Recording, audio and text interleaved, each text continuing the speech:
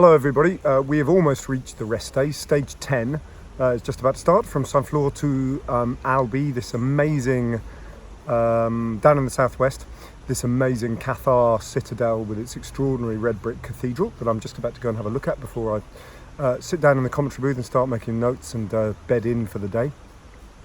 We're almost halfway through, which is the amazing thing about the first rest day when it happens on a Tuesday.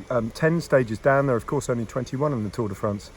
And still, we haven't really got a sense of where this race is going to end up in terms of the general classification. But what has been very much the feature of the last few days is the interesting kind of interplay of the three French, four if you count Warren Barguil, which frankly, even though he's wearing the national champions jersey, you probably don't have to at the moment with respect to him.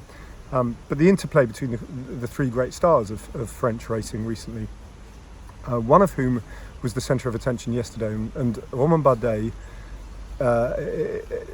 had such a huge. I felt sorry for him yesterday because he was duty bound really to attack on the run into Brioude in his hometown, and this version of Romain Bardet in 2019 is not going to be able to do much on an attack like that. He's already effectively dropped out of podium contention, and that's that, and that's a big shame. Whether or not he'll be able to come back to the heights that he reached in 2016 and 17, wasn't it, when he finished on the podium second and third, or was it 17 and 18, I forget, or not, I don't know, and I slightly fear for his approach to racing. Alaphilippe we've talked about endlessly, and I think he's quite right. I think he just simply has to take every stage on its merits and hang in there for as long as he can. And if he can get through the Pyrenees, then we have to talk again in a few days' time. But it is a big if still. And Pinot. So Pinot is the guy who's of most interest at the moment. And I think it's because, unlike Bardet, who has put himself in this cauldron of attention year in, year out, the big French hope for GC, which he's come very close to doing on occasions.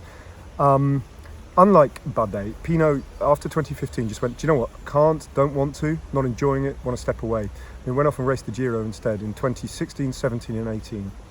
He's come back a different guy, and I think he is racing with a degree of pressure off his shoulders. He's able to express himself, he's imbued with self-belief, and he's in pole position if you take out Julian Alaphilippe at the moment, and he is the one that Geraint Thomas probably fears the most in terms of what he might be able to do. The only other conclusion and thought I had about this opening week is, and it's a thing I've talked about quite often, and no one's ever going to do it, so it's irrelevant, I'll just say it anyway, but I would like to see a 3-week Grand Tour with maybe just one big mountaintop finish, or maybe even none, because the racing that we saw into Saint-Etienne the other day was the best sort of racing, on that rolling terrain. And actually, Pinot took 23 seconds or 20 seconds on the rest, and that's a big chunk of time. You can make gains with smart attacking racing in that kind of terrain that actually is, in the modern era, it's quite hard to do on a summit finish. And even La Planche des Belles Filles, that summit, there was a sense that because it was so severe at the end, everyone was just waiting for the final kilometre, and the racing wasn't that great, was it? So listen, it'll never happen because every Grand Tour tries to outdo the next one in terms of the amount of climbing and the big summit finishes, but they don't always guarantee the best racing. Anyway, those are my thoughts after 10 days of racing. Bunch of other stuff's happened as well, but I've been talking for 4 minutes and I've barely scratched the surface. That's the Tour de France.